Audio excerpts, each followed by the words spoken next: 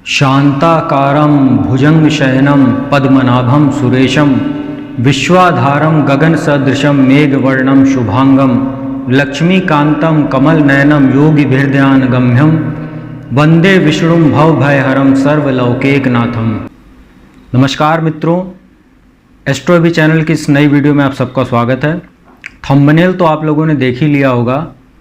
18 जुलाई 2023 को श्रावण मास के दौरान अधिक मास शुरू होने वाला है और यह 16 अगस्त 2023 तक चलेगा।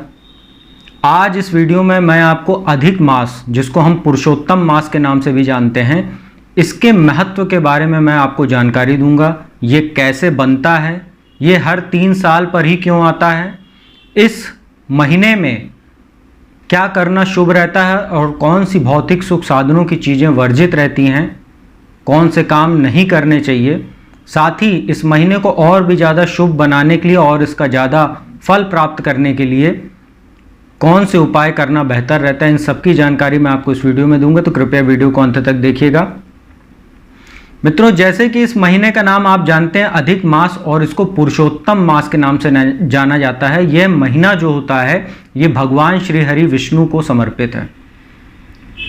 भगवान श्री हरि विष्णु ने यहाँ तक कि जो श्रीमद् भागवत गीता, जो गीता का उपदेश जब श्री कृष्ण ने अर्जुन को दिया था, तो उसमें कहा था कि मास में मैं अधिक मास हूँ, पुरुषोत्तम मास हूँ। मतलब ये महीना कुछ ज़्यादा ही महत्वपूर्ण हो जाता है और उसमें भी यह ज़्यादा शुभ फलदायी इस बार इसलिए हो रहा है क्योंकि ये 19 वर्षों के बाद सावन के महीने में आया है। मतलब एक तरफ तो हमें देवादिदेव महादेव का आशीर्वाद मिल ही रहा है सावन के महीने में, उसमें भी ये पुरुषोत्तम मास जो अधिक मास है, इसमें हमें श्री हरि की कृपा प्राप्त करने का अवसर प्राप्त होगा। मतलब हर और हरि दोनों का आशीर्वाद हमें मिल सकता है यदि हम अपने हिसाब से, अपने अनुसार से भगवान शिव को पूजा उपासना करते हैं, श्री हरि की पूजा उपासना कर सकते हैं, तो उन दोनों का आशीर्वाद हमें प्राप्त होगा। मित्रों, अधिक मास जो होता है ये दो तरह के हमारे कैलेंडर होते हैं, एक सौर वर्ष होता है, एक चंद्र वर्ष होता है। जो सौर वर्ष होता है, सूर्य कैलेंडर, इसको हम जनवरी से और दिसंबर के बीच में हम जानते हैं। और दूसरा जो चंद्र कैलेंडर होता है ये हिंदू पंचांग होता है, ये चैत्र महीने से शुरू होता है, आप सबको मालूम है। तो जो सूर्य कैलेंडर और चंद्र कैलेंडर होता है, इनके बीच में तकरीबन हर वर्ष 11 दिनों का अंतर आता है। और जब ये तीसरे वर्ष में यह अंतर 1 मास का हो जाता है लगभग, तो उस वर्ष में, तीसरे वर्ष में अधिक मास बनता है, उसका योग। और इसको सूर्य कैलेंडर और चंद्र कैलेंडर को बराबर करने के लिए, समानता लाने के लिए एक खगोलीय घटना के रूप में हम लोग जानते हैं, इसको मैनेज करने के लिए। तो हर तीसरे वर्ष पर यह आता है।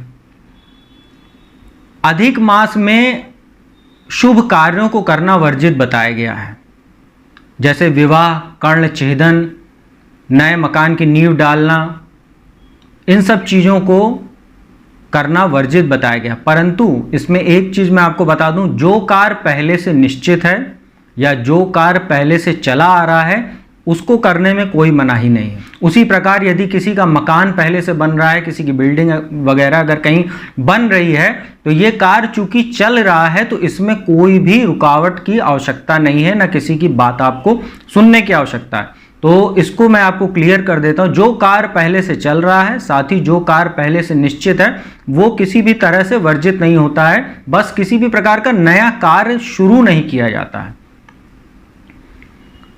यह महीना भगवान श्री हरि विष्णु को पूरी तरीके से समर्पित है।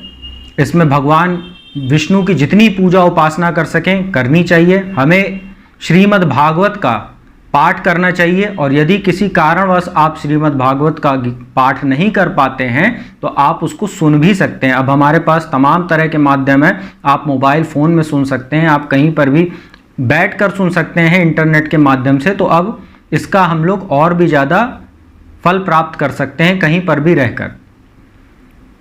इस महीने जो लोग विवाह के लिए परेशान हैं और चाहते हैं कि जल्द से जल्द, जो लोग अविवाहित हैं चाहते हैं कि उनका विवाह हो जाए, तो इस महीने हमें भगवान श्री कृष्ण और माता राधा जी की इनकी पूजा उपासना करनी चाहिए, इनके मंदिर जाना चाहिए हमें और दर्शन आदि करना चाहिए। इस महीने जो इसका महत्व बताया गया है वो बहुत ही ज़्यादा है। इसमें हमें सात्विकता बरतनी चाहिए, संभव हो तो ब्रह्मचर्य का पालन करना चाहिए, प्रातःकाल स्नान आदि के उपरांत हमें उठना चाहिए और सूर्य देव को जल अर्पित करना चाहिए। संध्या काल में भी पूजा का विशेष विधान इसमें बताया गया है। जितना हो सके श्री कृष्ण, श्री हरि विष्णु, इनकी पूजा उपासना इस महीने की जाती है।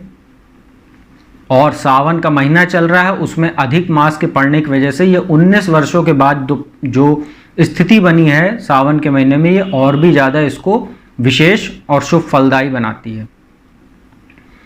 तो मित्रों, यह एक संक्षिप्त जानकारी थी, मुझे लगा आपको देना चाहिए, क्योंकि आज से 18 जुलाई से अधिक मास शुरू हो रहा है, पुरुषोत्तम मास, और यह 16 अगस्त तक चलेगा।